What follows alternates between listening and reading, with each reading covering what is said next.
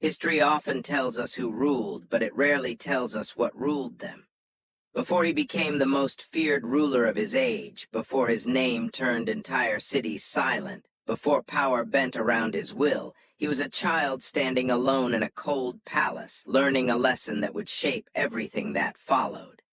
That lesson was simple. Power is the only protection, mercy is a weakness, and fear lasts longer than love ever will. This is not the story of how a tyrant ruled others. This is the story of how fear ruled him first. Because when history finally judged him, it was not surprised by what it found. And before we go any further, if you believe that power always faces judgment, subscribe to When History Judges and turn on the bell icon so you never miss these forgotten stories of power and consequence. Now, to understand the tyrant, we must return to the child. Ivan was born into royalty, but not into safety. From the outside, the palace looked eternal. Stone walls thick enough to defy time. Golden icons glowing beneath candlelight, a place meant to represent divine order. But to the boy who lived inside it, the palace was something else entirely. It was a place where voices fell silent when he entered a room, where smiles disappeared too quickly, where footsteps echoed at night and stopped without explanation. At the age of 3, Ivan lost his father. At the age of 8, he lost his mother. What followed was not protection, but neglect. The nobles who surrounded him did not see a grieving child. They saw a throne that could be controlled. They fought openly for influence while ignoring the boy who technically ruled them all. Ivan watched servants beaten for trivial mistakes. He watched powerful men kneel one day and vanish the next. He watched as food meant for him was stolen, as lessons were skipped, as his existence became an inconvenience. No one taught him compassion, but everyone taught him what happens to the weak. History does not create tyrants overnight. It raises them slowly. Ivan learned early that affection was conditional. Praise came only when he was useful. Protection came only when he was feared. Left alone for long hours, sometimes entire days, he wandered the palace halls in silence. He listened. He observed. He remembered. He became a quiet student of human behavior. He learned that power spoke loudly, that fear worked quickly, and that vulnerability invited cruelty. When other children played, Ivan practiced resentment. He memorized faces. Names, moments of humiliation, not because he was born cruel, but because cruelty was the only thing he ever saw rewarded. By adolescence, something inside him had hardened. He no longer wanted to be loved. He wanted to be untouchable. A child denied safety does not grow into peace. He grows into control. At 16, Ivan was crowned ruler. The ceremony was magnificent. Gold gleamed under torchlight. Incense filled the air. Voices echoed through vaulted ceilings as prayers were spoken in his name. For the first time, the nobles knelt. For the first time, they lowered their eyes. For the first time in his life, Ivan felt something unfamiliar, security, but security did not feel like peace. It felt like relief mixed with suspicion. He remembered too much to trust easily. Still, the early years of his rule surprised many. He listened to advisors. He passed legal reforms.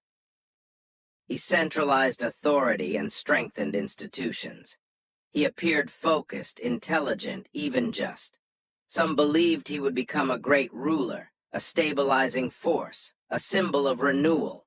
But beneath the surface, the child was still there, watching, waiting, keeping score. Ivan did not forget the nobles who had ignored him. He did not forget the laughter behind closed doors. He did not forget the fear he once felt walking these same halls. Power did not erase his memories. It gave him the means to answer them. As his authority grew, so did his certainty that power must never be shared. Advisors were useful but temporary. Councils were tolerated but distrusted. Ivan began to believe that order required obedience and obedience required fear. Mercy, he decided, invited chaos, and chaos looked too much like his childhood. History often mistakes silence for peace. Ivan's court grew quieter, people spoke carefully. Eyes avoided his. He mistook this for respect. In truth, it was the beginning of something else. Absolute power does not announce itself. It arrives quietly disguised as necessity. Ivan told himself he was protecting his realm, protecting stability, protecting the future, but each decision pushed him further from restraint. He began to see disagreement as betrayal, hesitation as disloyalty, questions as threats. The boy who had once been powerless was determined that no one would ever make him feel small again. And so, without realizing it, he crossed a line that history has seen many times before. The moment when power no longer seeks approval. This was only the beginning. The crimes had not yet come, the blood had not yet been spilled, but the foundation was complete. Fear had become policy, control had become belief, and absolute power was no longer a goal. It was an identity. And one day that same power would turn inward. Because when absolute power becomes total, it stops protecting the ruler and begins punishing him instead. But that judgment had not yet arrived. Not yet. History was still watching, and it was taking notes. Power does not become dangerous the moment it is seized. It becomes dangerous the moment it stops being questioned. By the time Ivan had settled into his throne, the fear of his childhood no longer followed him through palace halls. It walked beside him instead, whispering reminders, warning him that control once loosened would never return willingly. This was the moment where history could have turned, and it did, just not in the way anyone hoped. And before we continue, if you believe history always remembers what power tries to erase, subscribe to When History Judges and turn on the bell icon so you never miss these stories of forgotten crimes and delayed judgment. Ivan's early reign had given the appearance of balance. There were reforms. Courts functioned. Advisors spoke freely, or so it seemed. But appearances only matter to those who still believe in them. Behind closed doors, Ivan was already testing limits. He began removing those who questioned him quietly at first, an advisor dismissed, a noble reassigned, a voice no longer invited. Each removal felt justified, each absence felt safer. Power rewards the illusion of certainty. Ivan told himself he was simplifying governance, reducing corruption, strengthening authority. What he was actually doing was erasing resistance. History has seen this pattern countless times. The ruler who convinces himself that fewer voices mean clearer truth. Soon, councils met less often. Decisions became unilateral. Laws bent toward interpretation rather than consistency. Ivan no longer asked what should be done. He decided what must be done, and no one corrected him. Fear is efficient that way. To enforce his will, Ivan created a force unlike any before it. Men loyal not to law, not to institution, but to him alone. They wore dark clothing. They carried symbols meant to inspire dread. They answered to no authority except Ivan's voice. Their purpose was simple: remove threats, real or imagined. At first, their actions were targeted: a noble accused of plotting, a family suspected of disloyalty. Punishments were swift and public. Ivan believed visibility was necessary. Fear, after all, only works when it is seen. The people watched, and they learned. They learned when to lower their eyes, when to remain silent, when not to ask questions. Ivan mistook obedience for stability. History often does. As his power grew more absolute, Ivan's view of his subjects changed. They were no longer individuals. They were assets, resources, numbers on ledgers. He spoke of productivity, efficiency, order. Suffering became abstract. This is the most dangerous stage of power, when cruelty feels administrative. Ivan no longer needed anger to justify punishment. He needed paperwork. Entire communities were uprooted for perceived disloyalty. Families were separated by decree. Labor was reassigned without explanation. Those who protested vanished. Those who remained learned quickly. The ruler who once feared chaos now created it deliberately, convinced it was the only way to prevent something worse. Power thrives on paradox. Ivan's court became quieter, not peaceful, quiet. Conversations ended when he entered a room. Laughter sounded forced. Eyes followed his movements cautiously, he noticed, and instead of questioning why, he embraced it. Fear had finally made him untouchable, or so he believed. The executions increased not in frequency but in scale. Punishment was no longer about correcting behavior. It was about sending messages. Entire regions were disciplined for the actions of a few. Guilt became collective. Justice became symbolic. Ivan justified every decision with the same reasoning. Control now prevents rebellion later, but power that relies on fear must constantly feed it. And so the punishments escalated, yet something unexpected began to happen. The more Ivan exercised absolute authority, the less satisfaction it brought him. Victories felt hollow. Silence felt heavy. He began to notice small things. The way messengers avoided eye contact. The way guards stiffened rather than relaxed in his presence.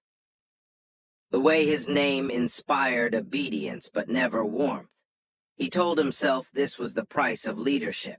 History has heard that excuse before. At night, Ivan slept poorly, not because of guilt not yet, but because his mind never rested. Every silence felt suspicious. Every absence felt intentional. Power had given him control over others, but it had stolen control over his own thoughts. To compensate, Ivan tightened his grip. More surveillance, more punishments.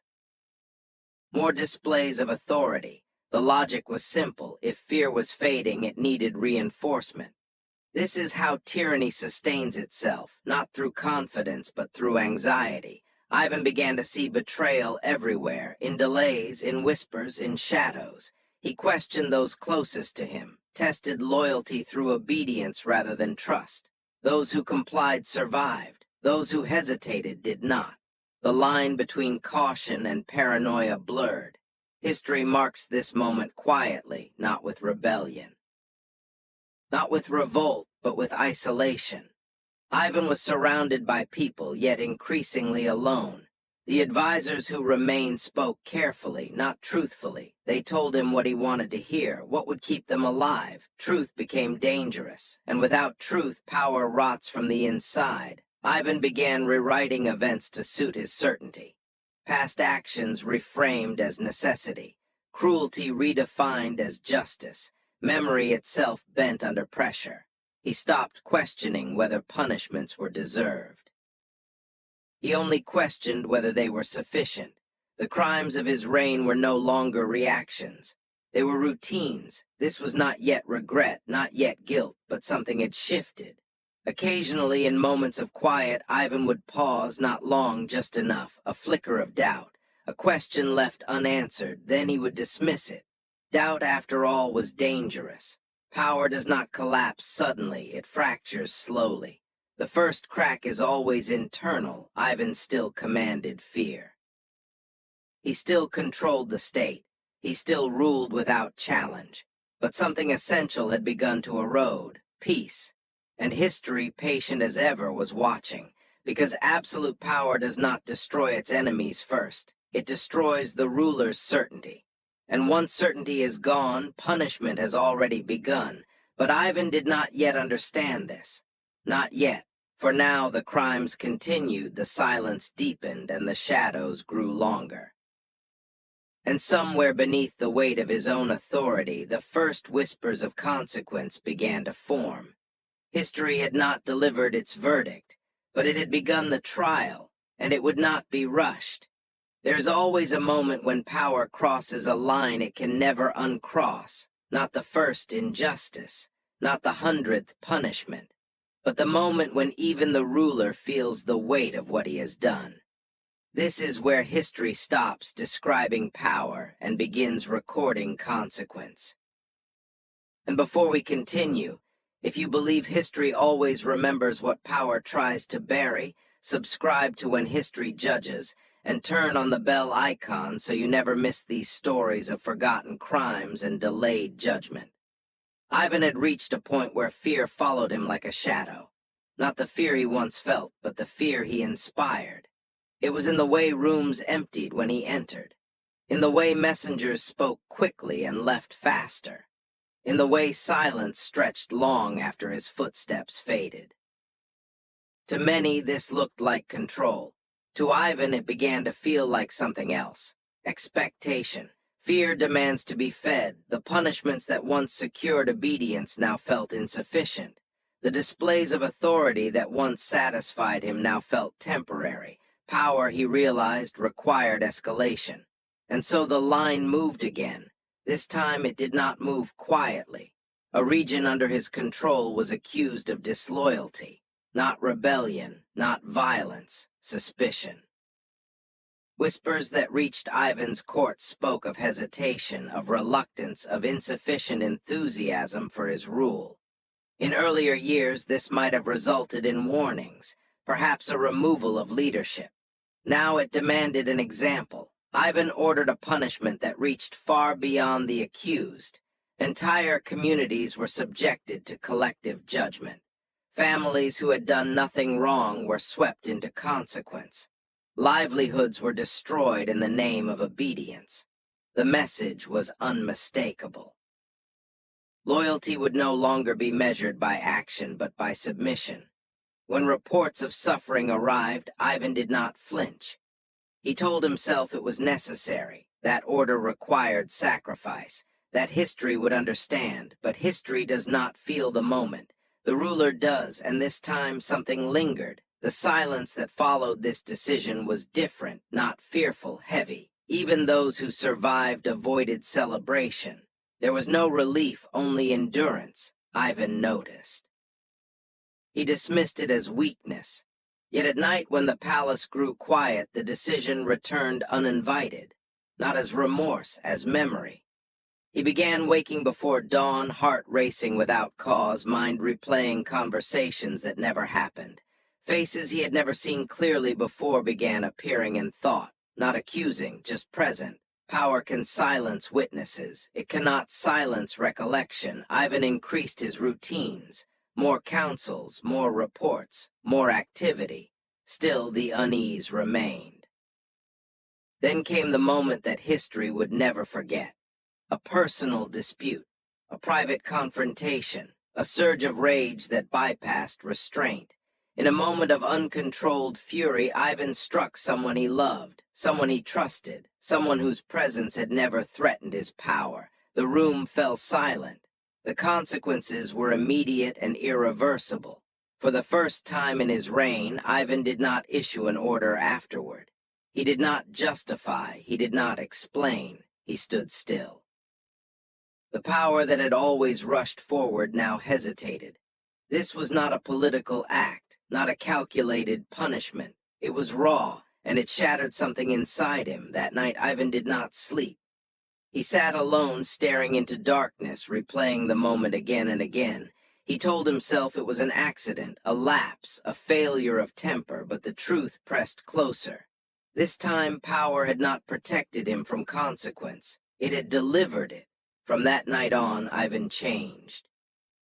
Not visibly at first, but perceptibly. He spoke less during councils, he listened more but trusted less.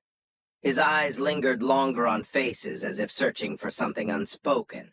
The first dreams came soon after. At first they were fragments, voices without faces, rooms without doors. He woke unsettled but alert. Then the dreams sharpened. He saw figures standing just beyond reach, people he could not name but whose presence felt unmistakable. They did not accuse. They did not plead, they watched. Ivan told himself it was exhaustion, power demands endurance. He resumed his duties with renewed severity. Punishments continued, authority was reinforced, but something fundamental had shifted. The cruelty no longer felt distant, it followed him. He began avoiding solitude, yet resented company. He increased his prayers, then abandoned them midway, frustrated by the silence that answered. Faith, like power, no longer offered comfort.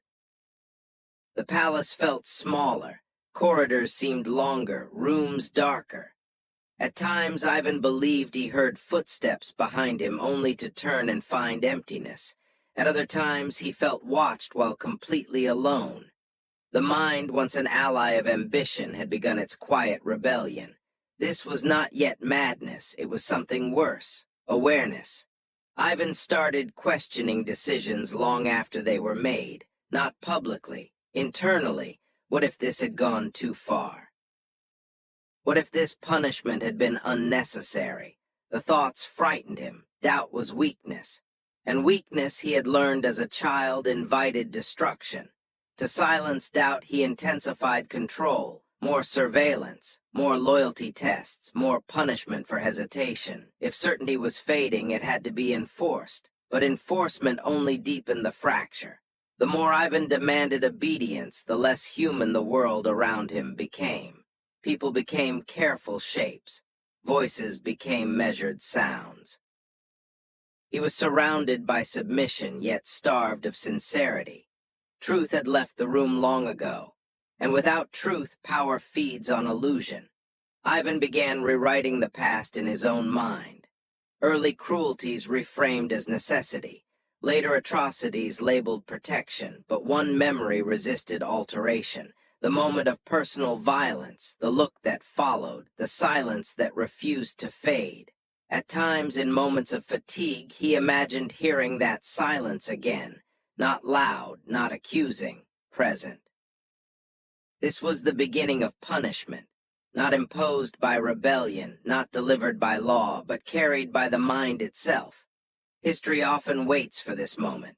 The point where power still exists, but peace does not. Ivan still ruled. His authority remained absolute. No one challenged him openly, yet the empire he controlled felt increasingly distant.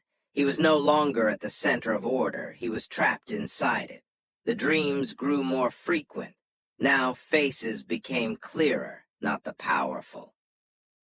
Not the defiant, the ordinary, those who had suffered quietly. Those whose names were never recorded. They did not scream, they watched. Ivan woke drenched in sweat, heart pounding, mind racing for justification. But justification had lost its power. He avoided mirrors. At times he avoided reflection altogether.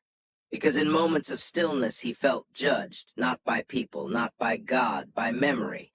Power can conquer land, it cannot conquer the mind. Ivan's advisors noticed the change. They spoke even more carefully now, not to advise but to survive.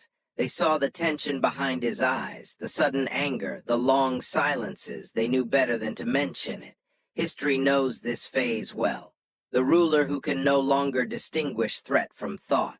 Ivan began withdrawing from public appearances, delegating authority while retaining control. The empire functioned. The ruler unraveled. He ordered monuments built, not to honor victories, but to quiet something inside him. Stone, he believed, would outlast memory. It did not. Each monument reminded him of what it concealed. The voices did not leave, they waited. And in their waiting, they spoke louder than any rebellion ever could.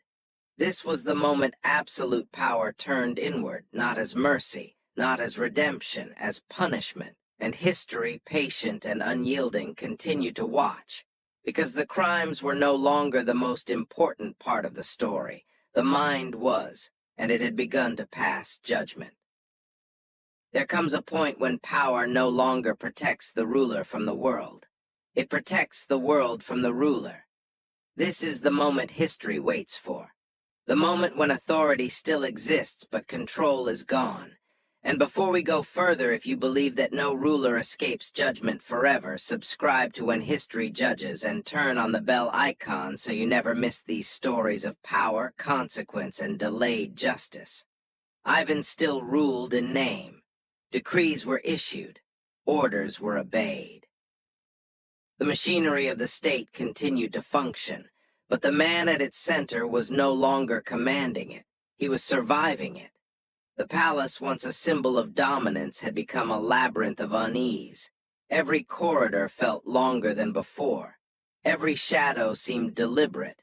Ivan began to avoid large gatherings. Crowds unsettled him, not because he feared them, but because he could no longer read them. Faces blurred together. Expressions felt rehearsed. He no longer knew who stood before him, and worse, who stood behind him.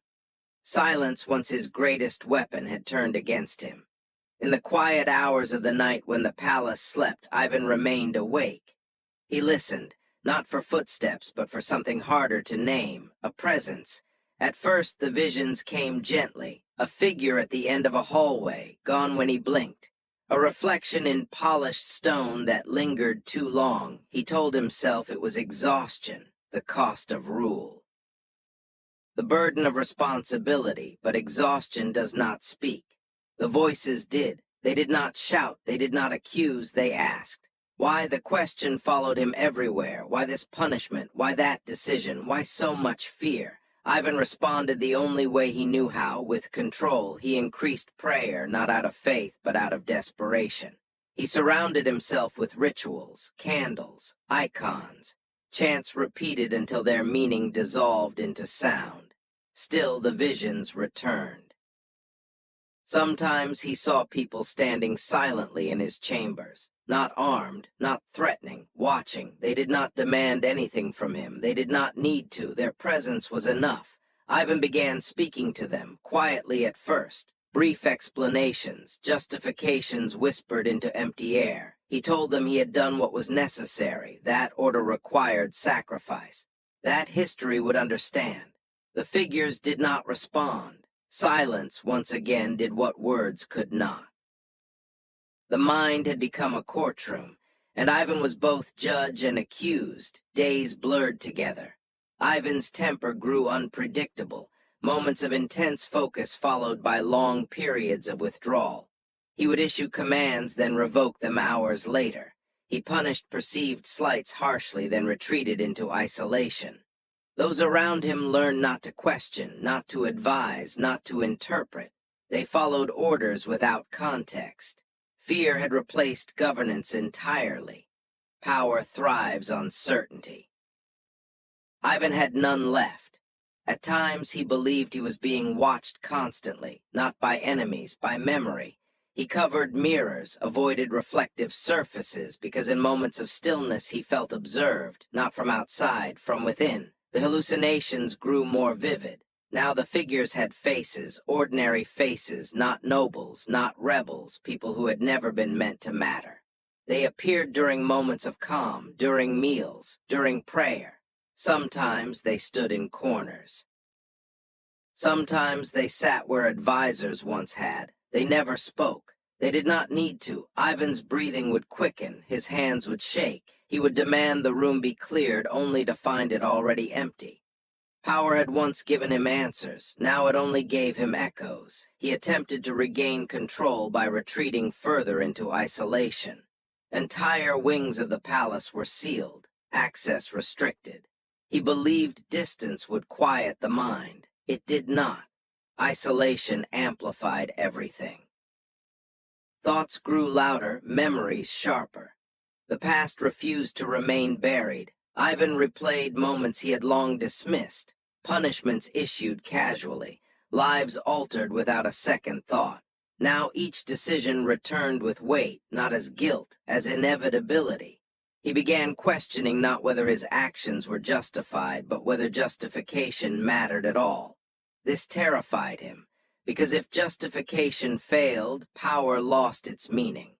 To silence these thoughts, Ivan returned to cruelty.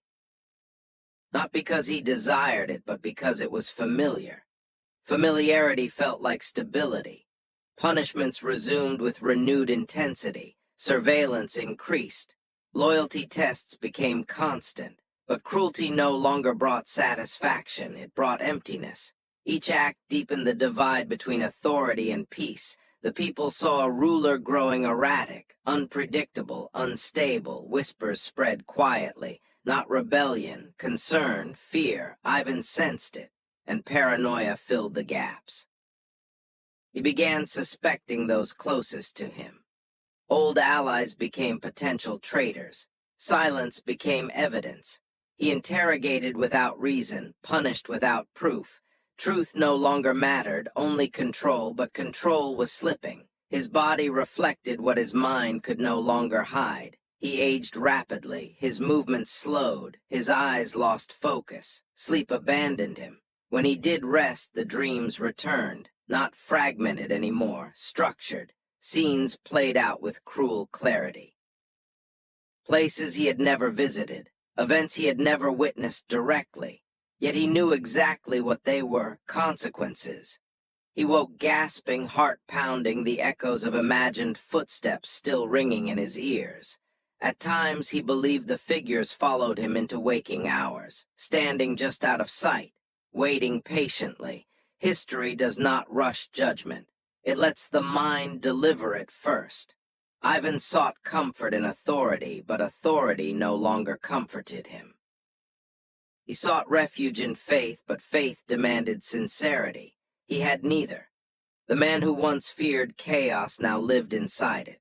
His empire continued to function. Taxes were collected, orders obeyed, but the ruler himself had become irrelevant. He was no longer guiding the state. He was trapped inside it. This was the true punishment of absolute power, not rebellion, not overthrow, isolation. A world shaped entirely by one will with no one left to share it. Ivan had built a system where fear replaced trust, obedience replaced loyalty, and silence replaced truth. Now he lived inside that silence, and it spoke constantly. The hallucinations no longer frightened him, they exhausted him. He stopped trying to explain himself to them, stopped justifying. Sometimes he simply acknowledged their presence, a nod, a pause, as if accepting something long delayed. Power had given him everything he thought he wanted: control, authority, security. And it had taken everything he did not know he needed: peace, clarity, rest. History was no longer watching from a distance. It was inside him, and it was not finished, because punishment does not end with madness. It ends with judgment, and that judgment was approaching, quietly, inevitably, just as it always does.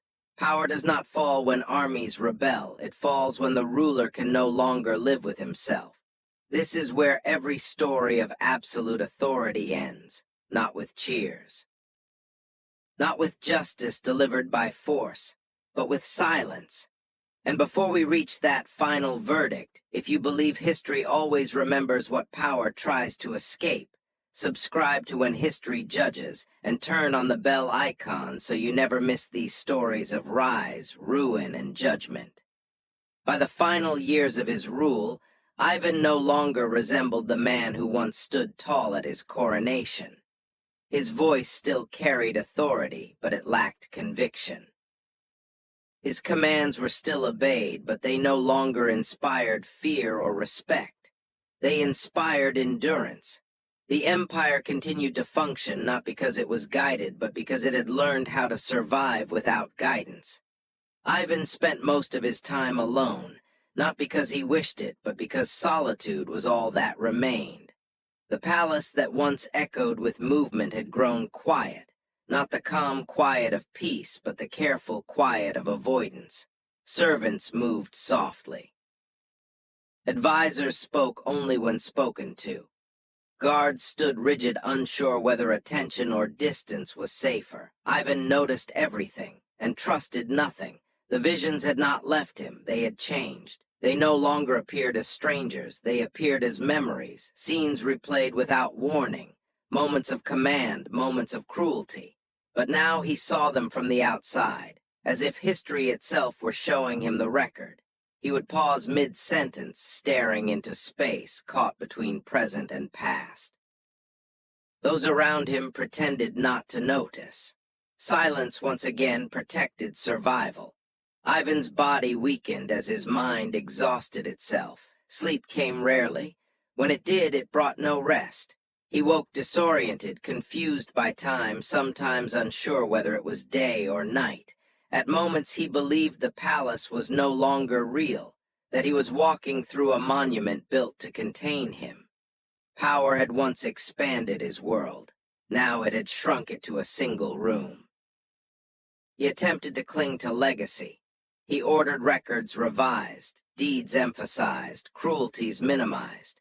He believed history could be instructed, but history does not obey rulers, it observes them. Those who once feared Ivan now pitied him quietly, not openly, never openly, but fear had shifted. It no longer radiated outward, it collapsed inward. Ivan began speaking of judgment, not divine judgment, historical judgment. He asked advisors how rulers were remembered, what endured, what was forgiven. They answered carefully, praising achievements, avoiding truth. Ivan sensed the dishonesty. Truth had abandoned his court long ago. One night, alone in his chambers, Ivan experienced a clarity he had not felt in years. The visions did not appear. The voices did not speak. Instead, there was understanding. He saw the shape of his life as a whole. The child, the ruler, the tyrant, and the thread that connected them. Fear, fear of weakness, fear of disorder, fear of losing control. He realized something then. Absolute power had never been his shield. It had been his cage. By refusing to trust anyone, he had ensured no one could stand beside him. By ruling through fear, he had erased the possibility of loyalty. By silencing truth, he had guaranteed ignorance. This was the final punishment of absolute authority, not death, isolation. Ivan did not confess publicly. He did not seek redemption. History rarely grants tyrants such endings. Instead, he withdrew further, his world shrinking day by day. When death finally came, it did not arrive with spectacle. No crowds gathered, no revolution erupted.